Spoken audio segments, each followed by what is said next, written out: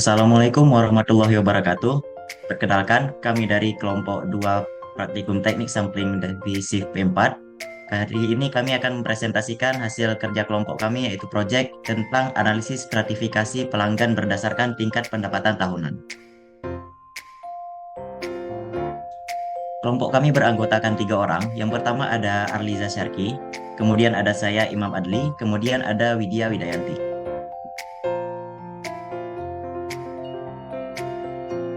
Baik, latar belakang penelitian ini dilakukan untuk memberikan gambaran mengenai pelanggan berdasarkan informasi utama yang tersedia dalam dataset pelanggan kartu kredit. Variabel yang digunakan meliputi ID pelanggan, pendapatan tahunan, total pengeluaran tahun lalu, skor kredit, dan jumlah transaksi tahun lalu.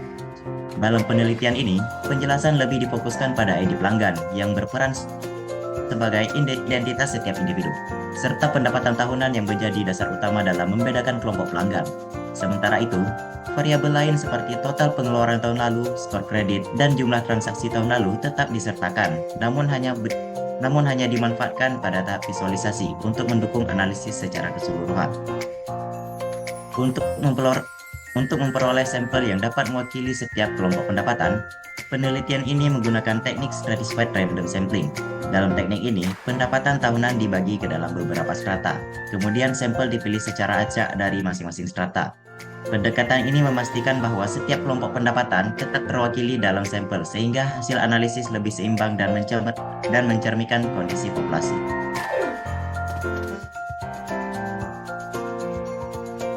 Baik, kemudian ada tujuan dari penelitian ini yaitu untuk mengelompokkan pelanggan berdasarkan pendapatan tahunan menggunakan teknik stratified random sampling, sehingga setiap kelompok pendapatan dapat terwakili secara proporsional dalam sampel.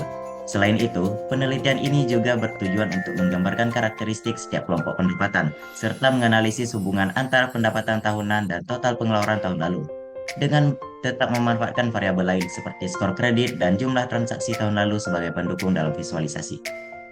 Kemudian ada metode penelitian yang di langkah pertama yaitu menentukan populasi dan variabel.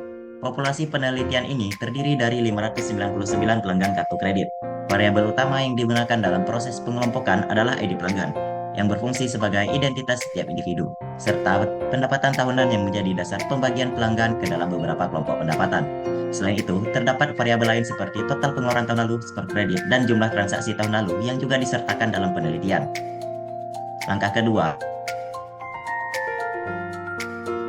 sifat random sampling. Pembentukan strata dilakukan berdasarkan nilai kuartil penempatan dengan kategori sebagai berikut.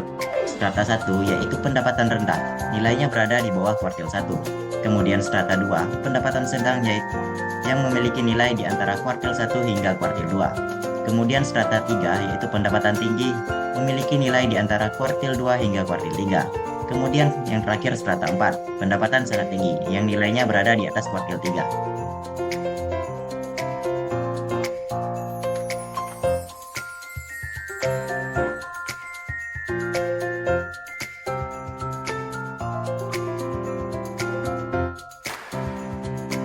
Kemudian langkah ketiga yaitu menentukan ukuran sampel.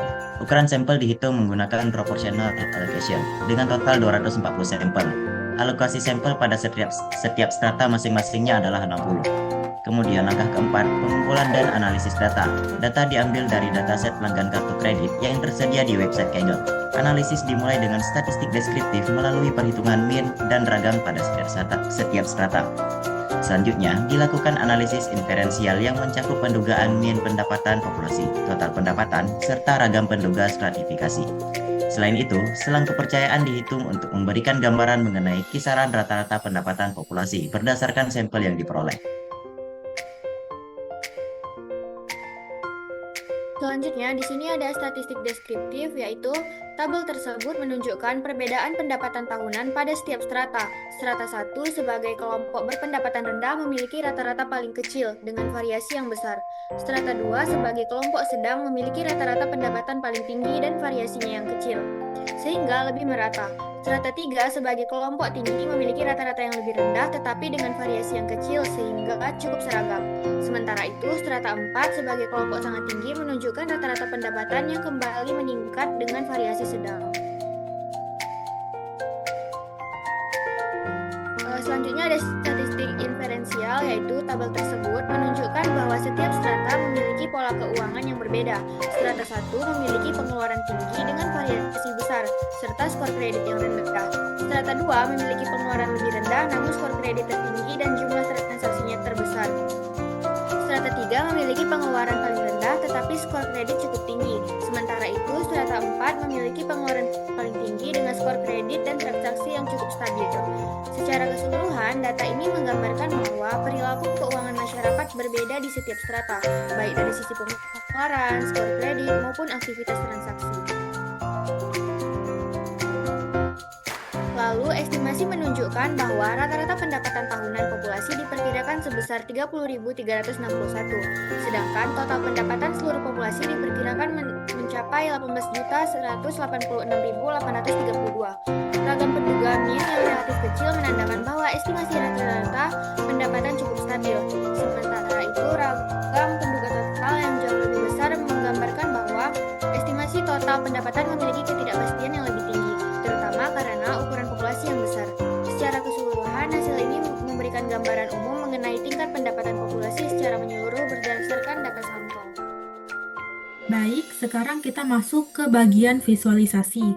Di sini ada visualisasi perbandingan 4 kelompok pendapatan tahunan. Boxplot menunjukkan bahwa tingkat pendapatan tahunan meningkat secara bertahap dari strata 1 hingga strata 4. Strata 1 memiliki pendapatan terendah dengan sebaran data paling luas dan munculnya beberapa outlier, mencerminkan variasi pendapatan yang lebih besar di kelompok ini. Memasuki strata 2 dan strata 3, rentang datanya tampak semakin sempit dan median pendapatannya naik dengan konsisten.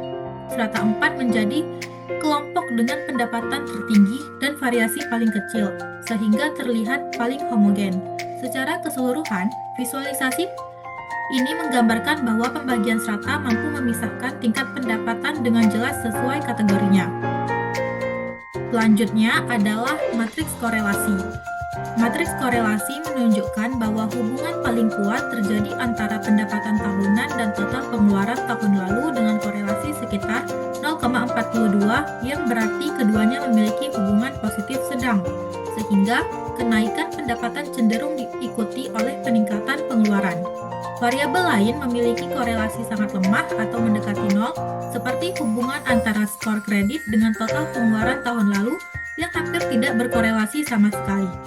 Total transaksi tahun lalu juga tidak menunjukkan hubungan berarti dengan fitur lain karena nilai korelasinya sangat kecil. Secara keseluruhan, hanya pendapatan dan total pengeluaran yang memiliki keterkaitan cukup jelas, sementara tiga pasangan variabel lainnya cenderung berdiri sendiri tanpa hubungan linear yang kuat.